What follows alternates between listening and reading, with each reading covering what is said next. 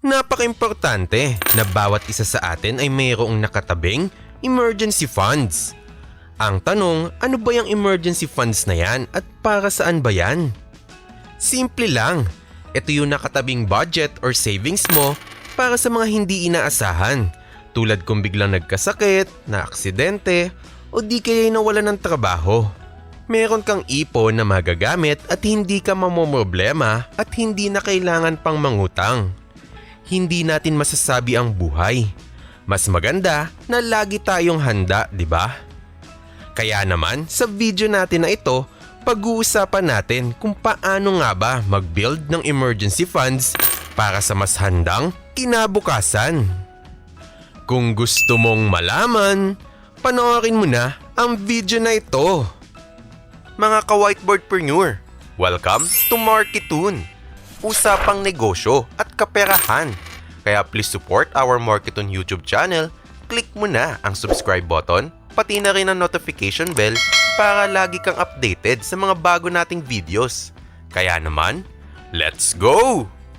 Una, mag-set ng emergency fund goals. Alamin mo kung magkano ba yung kailangan mong fund. Ang advisable na emergency funds ay at least 6 months ng expenses mo monthly. Kaya kumuha na ng ballpen at papel, ilista mo lahat ng expenses mo monthly. Halimbawa, upa sa bahay 5,000, pagkain 5,000, pamasahe 1,000, internet 1,000 at iba pa. Ngayon, itotal mo yung mga expenses mo monthly. Halimbawa, 15,000 per month ang expenses mo times 6 months equals 90,000 pesos. Ito yung kailangan mong isave at least for your emergency fund. Oh, paano yun? Maliit lang naman yung sweldo ko.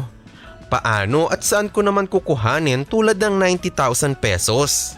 Hindi yan dahilan para hindi ka makapagtabi para sa iyong emergency funds.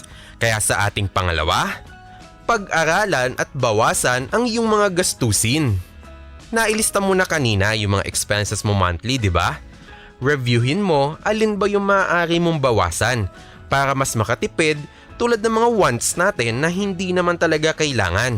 Halimbawa, kumakain kayo ng pamilya mo sa labas, 1,000 pesos every week. So sa isang buwan, 4,000 din yan. At sa isang taon ay 48,000.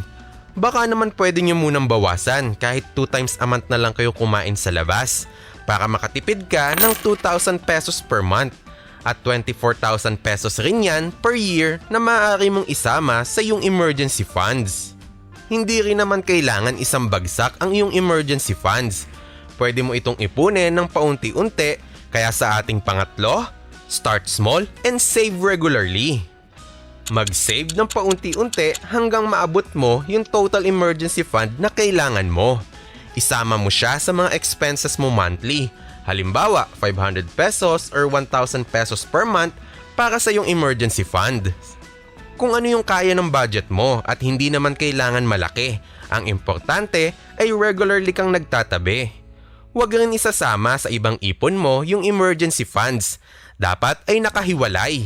Kaya sa ating pang-apat, mag-set ng nakabukod na savings account para sa iyong emergency funds.